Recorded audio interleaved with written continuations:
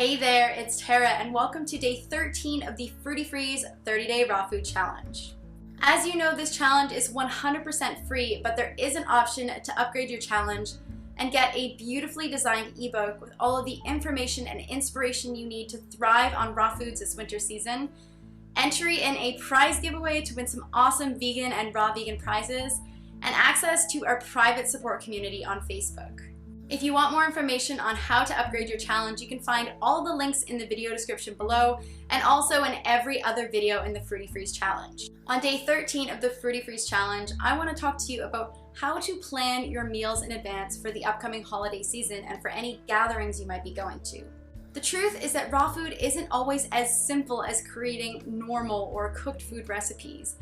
It's not always as easy as going to the store, buying the ingredients, and coming home and making a recipe. A lot of the times, raw food recipes require more planning and preparation than simple, standard, run-of-the-mill recipes. That's why I think it is so important to pre-plan what you're going to eat during the holiday season and plan any dishes that you're bringing to any family or friends gatherings. Now, I'm not saying that you have to have all of the ingredients mapped out exactly right now. I mean, we're still a little bit of ways away from Christmas and the holiday season, so you've got plenty of time to prepare. I want to share with you what I'm making for my own gathering so that you can be inspired by some of the foods that I'm creating. Like I've said before, I like to indulge a little during the holiday season by eating foods that maybe I normally wouldn't eat. I still make sure though to eat foods that make me feel good because that is my primary objective with the raw food lifestyle. I want to feel good, and I want to feel good all of the time. It's never worth it to me to eat something that's going to make me feel like garbage. It's just not the standard I have set for my health. So even though I'm indulging in foods that are a little bit more decadent, there's still foods that make me feel good, and I think that's really important. Let's get to it. Here is what I'm planning for my Christmas gathering. First off, I'm holding the Christmas gathering at our own home, which is nice because I feel like no one can really judge you when they're coming into your home. So I'm kind of at my home base where I feel comfortable making the raw foods that I eat normally, and I also have all of the equipment that I usually use to make my food, so it's really nice to have that option. There's two different aspects to the dinner that I plan on making for myself and also to share with others. And that is a series of savory dishes and also a sweet dish for afterwards. To start with, I plan on making a big heaping pile of zucchini noodles. If you don't like zucchini, you could use carrots or beets or apples or kelp noodles. I just love zucchini because it has a really neutral taste and I love it covered in the sauces that I'm going to make. The first sauce that I'm going to make is an avocado cream sauce. I've made this before, and this whole savory dish tends to be a tradition for me at Christmas because it's always what I go for. But I love it, and that's why I keep coming back to it year after year. With the first sauce being an avocado cream sauce, I generally tend to blend avocado with fresh lime juice and celery, herbs and spices, whatever flavorings I'm really looking for. I like to have a kick of chipotle in my lime avocado sauce.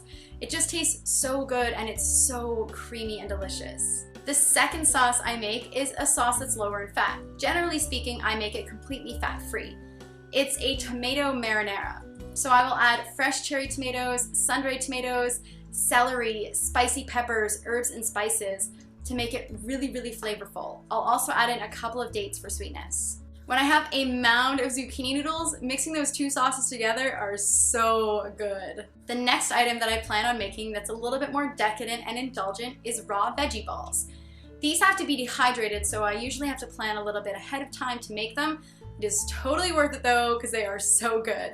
There are endless combinations to make this recipe, and I don't have an exact recipe because I tend to just throw things together that sound good. This year I plan on adding some sunflower seeds, mushrooms, celery, cauliflower, carrots, and whatever else I feel like adding, probably some herbs and spices. Then I just process it all up in the food processor, roll them into balls, and dehydrate them overnight, and I've got the topping for my zucchini noodle pasta and sauces.